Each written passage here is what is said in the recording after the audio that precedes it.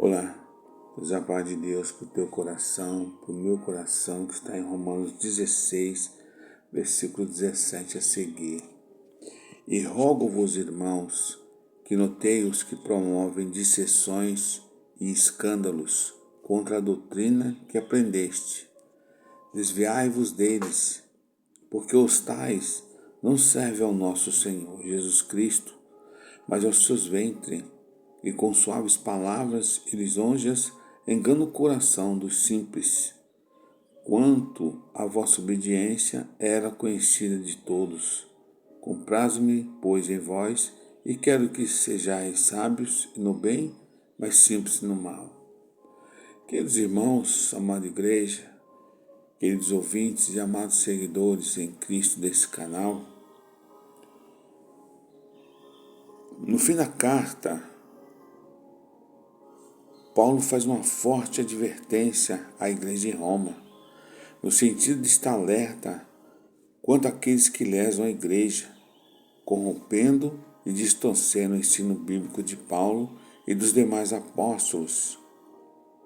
Deve notar os promotores de falsa doutrina e desviar-se deles e dos seus ministérios.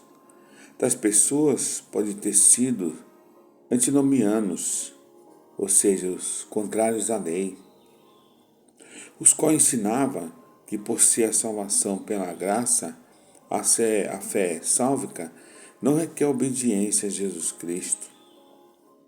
Os tais criam que a pessoa podia viver em pecado, rejeitar a lei moral de Deus e ainda assim possuir a salvação eterna. Esses falsos mestres, irmãos, eram oradores eloquentes que falavam palavras agradáveis e faziam discursos lisonjeadores e assim enganava os cristãos inocentes. E hoje não é diferente. Há uma enxurrada de pessoas cristianizando, não pregam o arrependimento, não pregam para que se abandone o pecado, que seja uma nova criatura.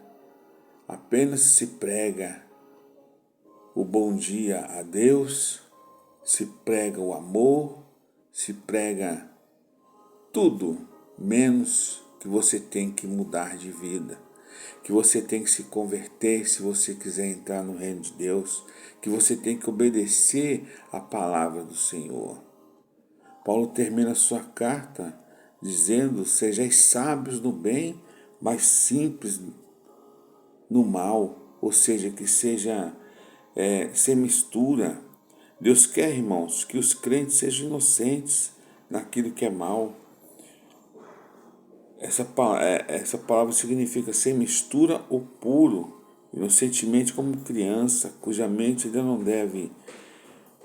teve contato com o mal e nem se contaminou com os males deste mundo.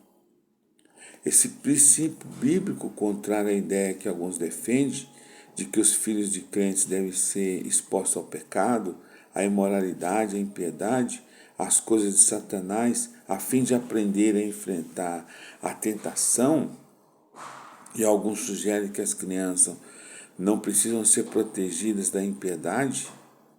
Porém, segundo a revelação bíblica, irmãos, essa filosofia não somente se contrapõe à vontade de Deus para o crente, como também representa a vontade do próprio Satanás de que todos sejam expostos ao conhecimento do bem e do mal.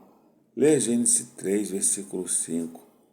O conhecimento do mal, juntamente com o contato contínuo com os caminhos de Satanás, desviará muitos do caminho da fé e da sabedoria. Vamos lembrar de Ló. Descobriu isso com mais profunda tristeza quando perdeu a totalidade da sua família.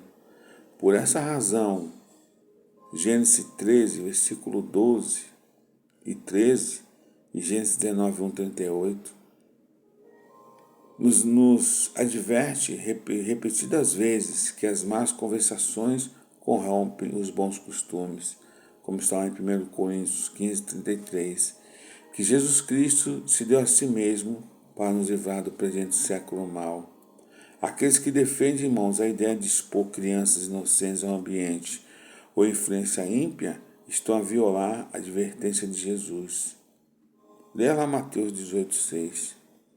Os crentes devem fazer tudo o que puderem para impedir que seus filhos sejam expostos ao engano do pecado e à perversidade dessa geração. Recusar-nos a proteger nossas crianças nesse assunto é desprezar a vontade do Espírito Santo de que sejam inocentes e simples no conhecimento do mal. Que Deus te abençoe e que venha conduzir a sua vida e da sua casa no nosso Cristo, o nosso Redentor. Oh, glória!